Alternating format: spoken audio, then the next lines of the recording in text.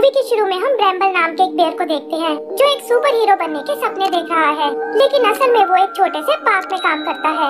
वो यहाँ अपने भाई ब्रायर और कुछ दोस्तों के साथ रहता है जो उसकी इन हरकतों से बहुत परेशान है, लेकिन ब्रैम्बल को इन सब से कोई फर्क नहीं पड़ता और वो हमेशा अपनी मस्ती में ही रहता है। यही दूसरी तरफ हम एक स्पेसशिप को देखते हैं जिसके पीछे कुछ फाइटर प्लेन्स लगे हुए हैं। वो इनसे बचने की बहुत कोशिश करता है, लेकिन एक मिसाइल जल्दी ही उसे क्रैश करा देती है और वो शिप एक क्यूब की फॉर्म में सीधा ब्रैम्बल के पास आ गिरता है। ब्रैम्बल क्यूरियस होकर उसे चेक करने जाता है और तभी उसमें से एक एनर्जी निकलकर उसके माइंड में चली जाती है। ब्रैम्बल देखता है कि उसका माइंड अचानक से बहुत फास्ट हो गया है और वो डर कर वहाँ से भाग जाता है, लेकिन वो ये नहीं देख पाता कि उस स्पेसशिप से एक कैट जैसा दिखने वाला एलियन बाहर आ गया है। आगे हम ब्रैम्बल को अपने घर में देखते हैं जहाँ अचानक से लाइट्स ऑन ऑफ होने लगती है और तभी वो कैट एलियन उसके सामने आ जाता है। वो ब्रैम्बल के माइंड को फील करके देखता है और कहता है कि आखिर वो तुम ही हो जिसने मेरे शिप के कोर को चुराया है। वो ब्रैम्बल को अपने साथ ले जाने की कोशिश करता है, लेकिन ब्रैम्बल किसी तरह चकमा देकर वहाँ से भाग जाता है और मदद के लिए अपने दोस्तों को लेकर आता है। वो एलियन ये देखकर खुद को एक मासूम कैट में बदल लेता है और उसके दोस्तों को लगता है कि ब्रैम्बल शायद इस मासूम सी कैट को तंग कर रहा है। वो उसे इसके लिए बहुत डांटते हैं और कहते हैं कि अब से तुम्हें इस कैट का ध्यान रखना होगा, लेकिन उनके जाते ही कैट ब्रैम्बल को फिर से तंग करने लगता है और कहता है कि मैं इतनी आसानी से तुम्हारा पीछा नहीं छोड़ने वाला। यही दूसरी तरफ हम मोर क्रूज नाम के एक विलेन कपल को देखते हैं जिनके पास सदियों पुराना एक आर्मर रखा हुआ है। मो कहता है कि अब वो टाइम आ गया है जिसका हमने बहुत इंतजार किया है और जिनका ये आर्मर है उनमें से धरती पर एक पहुंच चुका है और क्रूज जल्दी से उस एलियन को अपने पास लाने को बोलती है। उनके लोग उस स्पेसशिप को ढूंढ निकालते हैं और एलियन को ढूंढने के लिए अपने ड्रोन्स को भेजते हैं।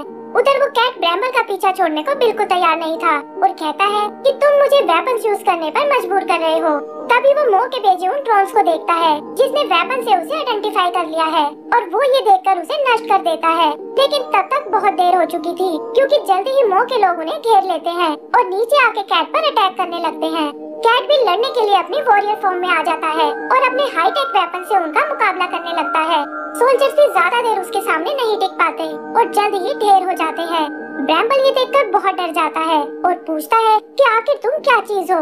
इस पर कैट उसे बताता है कि मेरा नाम आवी है और मैं अर्थ के बाहर से आया हूँ और शायद इसीलिए ये लोग मुझे पकड़ना चाहते हैं। वो ब्रैम्बल को डराने की बहुत कोशिश करता है कि अगर तुमने मेरा साथ नहीं दिया तो ये लोग इसी तरह आते रहेंगे और इससे तुम्हारे भाई और दोस्तों की जान भी खतरे में आ जाएगी। ब्रैम्बल भी ये सोचकर डर जाता है और पूछता है कि आखिर मुझे क्या करना होगा। तब आवी उसे बताता है कि शिप के कोर की एनर्जी तुम्हारे माइंड में ट्रांसफर हो गई है और इसी की मदद से तुम मेरे शिप को ढूंढ सकते हो। वो ब्रैम्बल को अपने माइंड पर जोर डालने को कहता है और इसे जल्दी ही उन्हें शिप की लोकेशन मिल जाती है जिसे मो के लोग क्रश करने ले जा रहे हैं। यही मो भी ड्रोन की मदद से उन्हें देख लेता है और अपने सोल्जर से कहता है कि हमें शिप की बजाय उस कैट को पकड़कर लाना होगा। उधर आवी और ब्रैम्बल उस गाड़ी तक पहुंच जाते हैं जो एक लॉटरी शॉप के बाहर रुकी हुई है, लेकिन आवी देखता है कि उसके सूट की बैटरी खत्म होने वाली है। ब्रैम्बल वहां तक पहुंचने के लिए एक लड़की का भेष बनाता है, लेकिन उनका ये प्लान बिल्कुल काम नहीं करता और वो भागकर वापस आ जाते हैं। वो गाड़ी भी जल्दी ही आगे बढ़ जाती है और आवी ये देखकर अकेले ही उसका पीछा करने लगता है, लेकिन उसने इतना ट्रैफिक पहले कभी नहीं देखा था और इसी वजह से उसका एक्सीडेंट हो जाता है। तभी उसकी नजर टीवी में एक डायनासोर पर जाती है और वो डर कर अपने वेपन्स निकाल लेता है। लोगों को लगता है कि ये शायद कोई मॉन्स्टर है और जल्दी ही उसे पकड़ने के लिए पुलिस वहाँ आ जाती है। आवी अपने डिवाइस को यूज करने की सोचता है, लेकिन देखता है कि उसकी बैटरी खत्म हो चुकी है और अब उसके पास बचने का कोई तरीका नहीं है। तभी उसकी मदद करने ब्रैम्बल वहाँ आता है और एक रस्सी से पकड़कर उसे अपने साथ ले जाता है। आगे वो उस ट्रक को एक स्क्रैप यार्ड में ट्रैक करते हैं और देखते हैं कि वो लोग उसे क्रश करने वाले हैं। बचते हुए वो किसी तरह मशीन को रोककर शिप के अंदर पहुंच जाते हैं और आवी ब्रैम्बल से कहता है कि अब कोर की पावर से तुम्हें इसे स्टार्ट करना होगा। ब्रैम्बल भी ऐसा ही करता है, लेकिन इससे पहले कि वो शिप को स्टार्ट कर पाए, मो के आदमी मशीन को दोबारा शुरू कर देते हैं। आवी अपना सूट पहनकर स्पाइडरमैन स्टाइल में उसे क्रश होने से रोकता है और इसी दौरान ब्रैम्बल किसी तरह शिप को एक्टिवेट कर लेता है और वो दोनों वहाँ से सेफली निकल जाते हैं। वहाँ से वो वापस सिटी में आते हैं जहाँ ब्रैम्बल अपने दोस्तों को देखता है और कहता है कि मुझे उन्हें तुम्हारे बारे में सच बताना होगा। उसे लगता है कि वो सब शायद उसे हीरो समझने लगेंगे, लेकिन वो सुनता है कि वो सब उसकी हरकतों से परेशान हो चुके हैं और उसके भाई को भी उससे कोई उम्मीद नहीं है।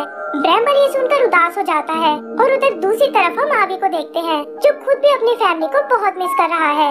आगे वो एक दूसरे से अपनी प्रॉब्लम डिस्कस करते हैं और तभी उन्हें ट्रैक करता हुआ मो वहाँ आ जाता है।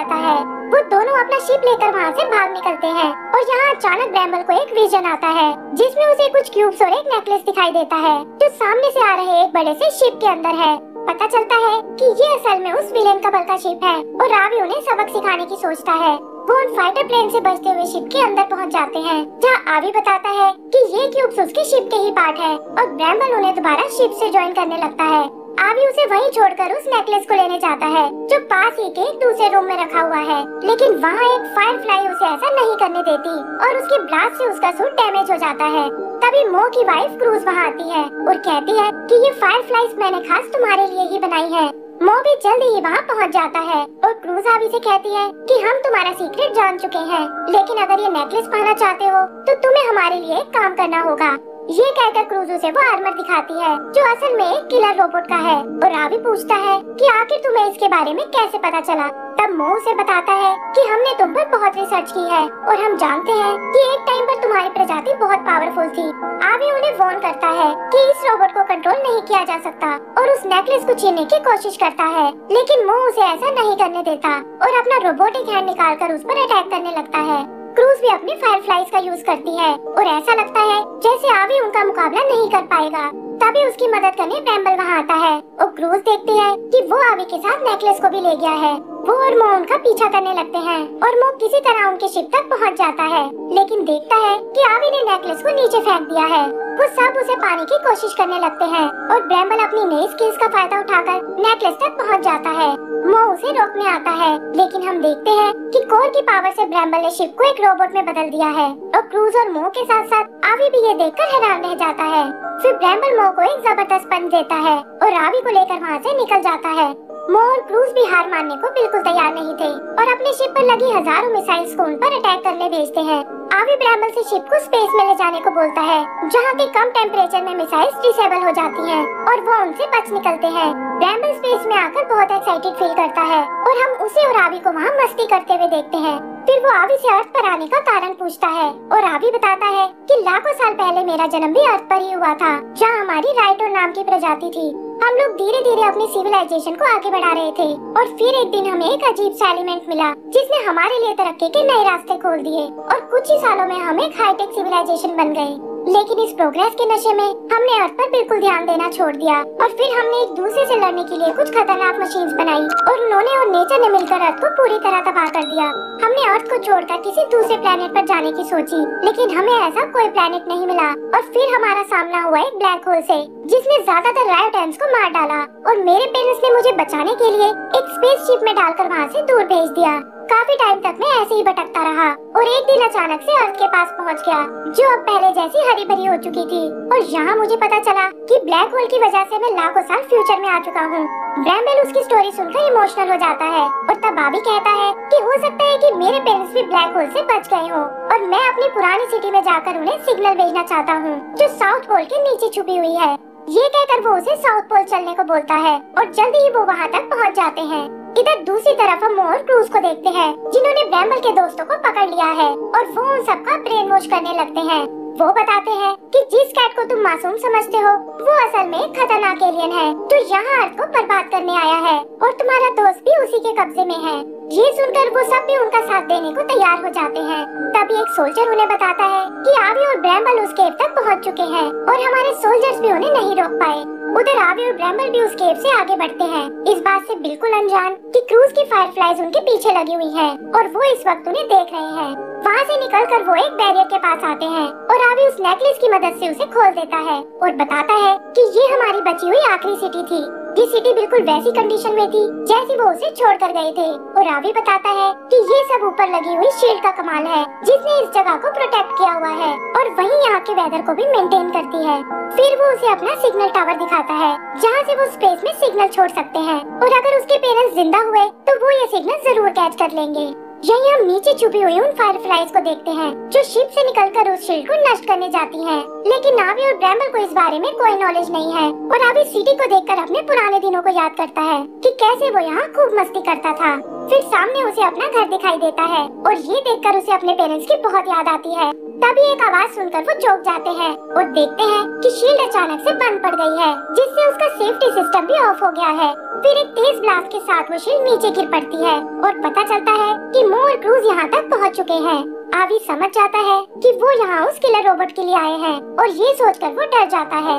उधर मो और क्रूज अपने लोगों के साथ उस पिरामिड की ओर जाते हैं, लेकिन देखते हैं कि आवी का शिप उन्हें रोकने आ रहा है। वो अपने लोगों से उन पर अटैक करने को बोलते हैं और खुद उस पिरामिड के अंदर चले जाते हैं। ब्रैम्बल भी बचते हुए शिप को पिरामिड में क्रैश करा देता है और क्रूज कहती है कि अब प्लान बी को एक्टिवेट करने का टाइम आ गया है। यहाँ आवी ब्रैम्बल को बताता है कि उस किलर रोबोट के पास बहुत ही एडवांस टेक्निक है और सिर्फ एक स्ट्रॉन्ग विल वाला आदमी ही उसे कंट्रोल कर सकता है, वरना उल्टा वो ही तुम्हारे माइंड पर कब्जा कर लेगा और इससे बहुत बड़ा खतरा पैदा हो जाएगा। वो बात कर ही रहे थे कि तभी ब्रैम्बल को अपना भाई नजर आता है और वो आवी को अकेला छोड़कर उससे मिलने चला जाता है।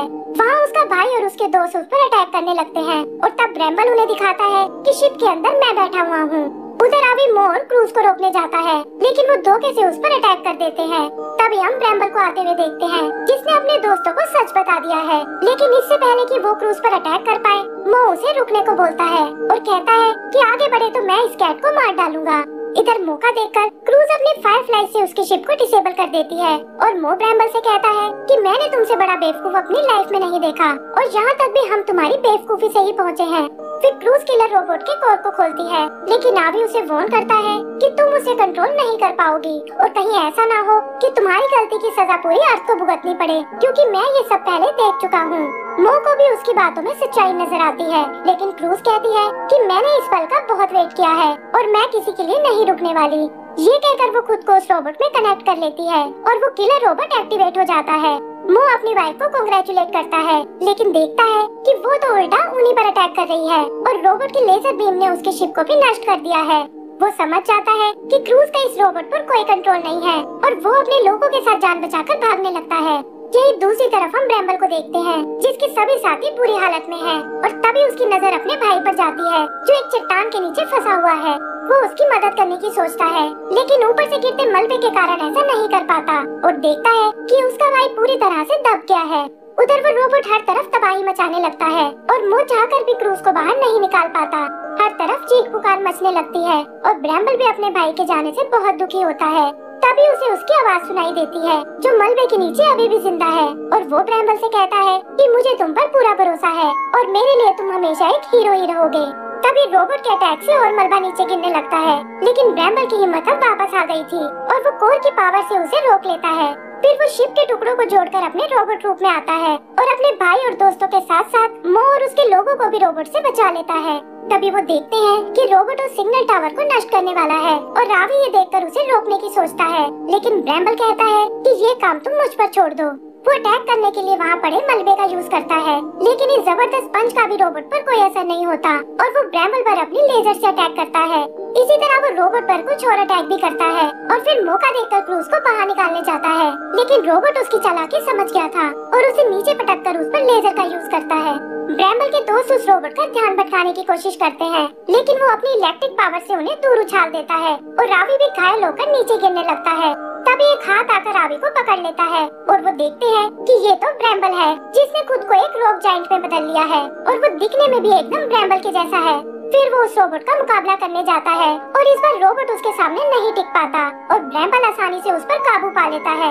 वो अपने फाइनल पंच से उसका खेल खत्म करने की सोचता है, लेकिन तभी उसे क्रूज के बचपन की यादें नजर आती हैं और वो अपने हाथ को रोक लेता है।